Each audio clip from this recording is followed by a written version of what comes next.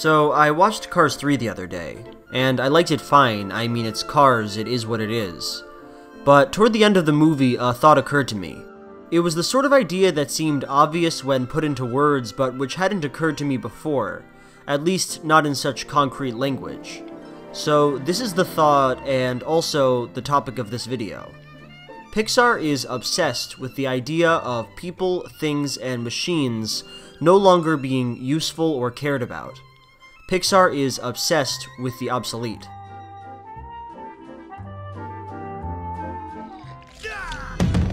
This isn't exactly a startling revelation. After all, Pixar is the studio that brought us Toy Story, a film franchise devoted entirely to one character's fear that he is becoming obsolete. The first film in the series is about Woody worrying that he'll be useless when a new toy enters the mix. Couldn't handle Buzz cutting in on your playtime, could you, Woody? The second is about him realizing that he won't be played with forever because Andy is growing up. You are a toy! For how much longer? And the third is about the toys desperately trying to find a purpose after Andy goes to college and their role in his life is over. No one's gonna want those old toys. They're junk. Everything in these movies comes back to characters worrying about their relevance and usefulness. And then there's Cars. Life could be a dream. In the first movie, Lightning McQueen starts off at the top of the world only to be stranded in a town that's left its prime, that can be understood as worthless. He has to realize throughout the film that there's value in what he used to consider obsolete. I fell in love with this. In the third film, the roles reverse. Lightning is suddenly the old guy, seen as outmoded technology by the new racers, and much like Woody from Toy Story, he's forced to come to terms with the fact that he won't always be able to have the function he has now. Mr. Sterling, did you say Lightning McQueen was here? Because I don't see him anywhere. But he's right here. But it goes further than these two franchises, because when you start looking for this theme in Pixar, you find it everywhere. The Incredibles, a group of superheroes, cope with a society that no longer considers them useful. They keep creating new ways to celebrate mediocrity, but if someone is genuinely exceptional, This is not about you, Bob. Wall-E, the Earth is wrecked, humans now live useless, unlabored lives, and they have to return to the Earth to be useful again. Even in those Pixar movies where themes of usefulness and obsolescence aren't front and center, they're usually still present. Up, for instance. It's a fun adventure buddy movie between an old guy and a kid, but in the background there's all these images that evoke this theme. For example, Carl's home is this run-down old place surrounded by the impact of modern urban sprawl. Or Inside Out, a movie about dealing with complicated emotions and about the importance of being sad. But it expresses its themes in terms of obsolete machinery. At the end of the movie, the panel that controls Riley's emotions is replaced with a new, better, more complicated panel. There you go. Your new expanded console is up and running. The old panel is presumably thrown out. It's useless now. So, okay. Pixar is fixated on this narrative of people and objects becoming obsolete. But why is this important? What does it say about them as a studio that they keep addressing this theme? And what does it say about us as an audience that we keep watching it? Well, in answering that question, I think it's helpful to look at the other major children's animation studio in America.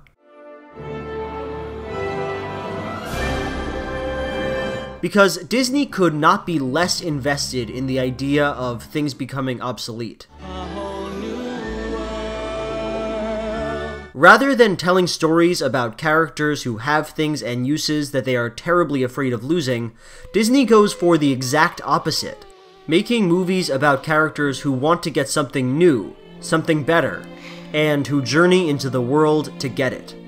I mean, just look at the last 5 Disney movies.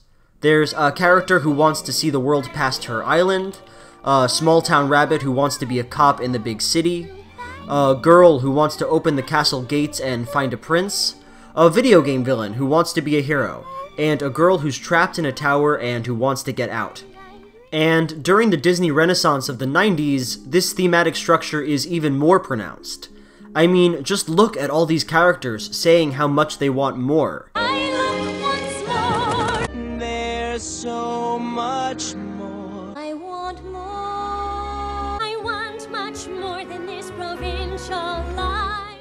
So if Disney fetishizes the idea of more, then you can think of Pixar as a reaction against that thinking. I want adventure in the great white somewhere. Far from understanding change as an unquestioned good, the plots of these movies generally center on characters who are happy with things the way they are, who are terrified of change because it might one day make them useless. Hey! Hey, you! What do you think you're doing? Pixar's use of obsolescence, then, can be understood as their way of going against Disney's obsession with progress and attainment.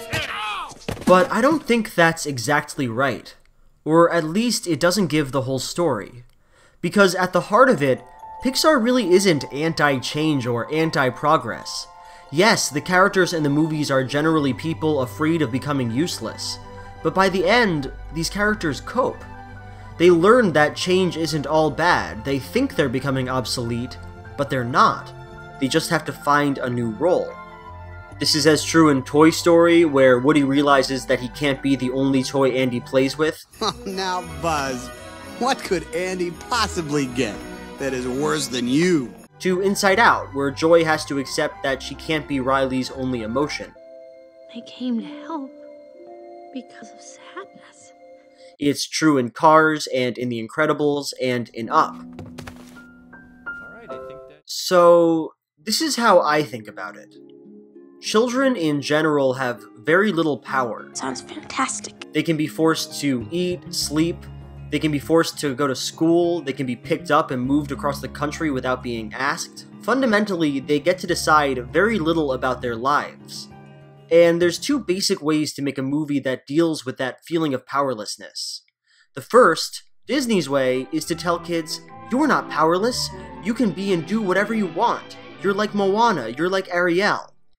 The other way, Pixar's way, is to say, no, you're not powerful. You don't always have agency, and there are things about your life today, roles you fill and things you do, that won't be here forever. It's up to you how to deal with it, but whether or not you like it, change is happening. In order to express this message, Pixar uses obsolescence as a sort of shorthand. I mean, what's a better way of making change undesirable and scary than to pose it as something that will take away the roles you love filling? I want to say one last goodbye to the old place. So, besides making the films relatable to kids, what does Obsolescence do to Pixar? Well, I think it does a lot of things. First, it gives the studio a plot formula that's simultaneously repetitive and distinctive. I mean, you can describe most of Pixar's work as a character worries about becoming obsolete, they gain a new role, and then they become happy. And that may seem kind of boring, but you don't see that story structure everywhere. It's really specific to Pixar, and it gives the studio a holistic vision. Second, Obsolescence allows Pixar to make movies about characters who don't get what they want.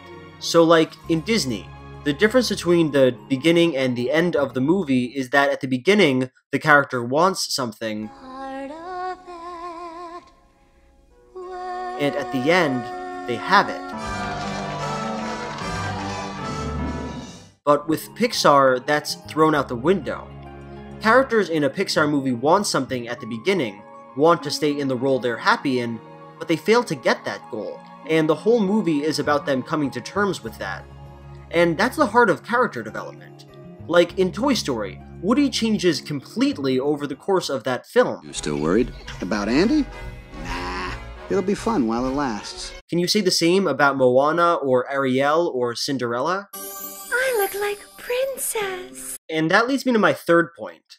Because Pixar is all about characters worried about becoming obsolete, they are already fully formed people at the start of their movies. No, I'm just here to help. They already have roles they enjoy occupying, and they already have a history. Look it up. With a 10-minute rewrite, the movie could have basically started with Russell knocking on Carl's door. SD card. Good afternoon. But the movie doesn't start that way.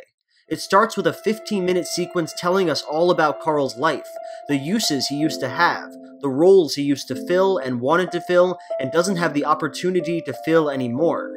He wanted to adventure, he wanted to have kids, he wants to be Ellie's husband again. By using obsolescence and the fear of becoming useless here, Pixar is able to embed a lot of personality in its characters from minute one. Out there's a world outside of Yonkers. I am worried that this video is coming off very pro-Pixar and very anti-Disney, and that's not my feeling at all. I don't think that Pixar is better than Disney because of its engagement with obsolescence and all of the things that come with that. Rather, I think of Disney and Pixar as two sides of the same coin. Two very different but equally resonant ways of dealing with the problems of childhood. Where Disney taps into a child's desire to grow up, to get the things they want, to be an agent who is allowed to decide where to go and what to do, Pixar deals with basic childhood fears. The fear of not having control over your life, of not having an obvious place in the world, the fear that everything can and will change. It's about having those fears and overcoming them. So, I don't know. I think both stories have a reason to be there. In one of those new horse-drawn open cars, we'll see the shows at Delmonico's, and we'll close the town in a whirl, and we won't come home.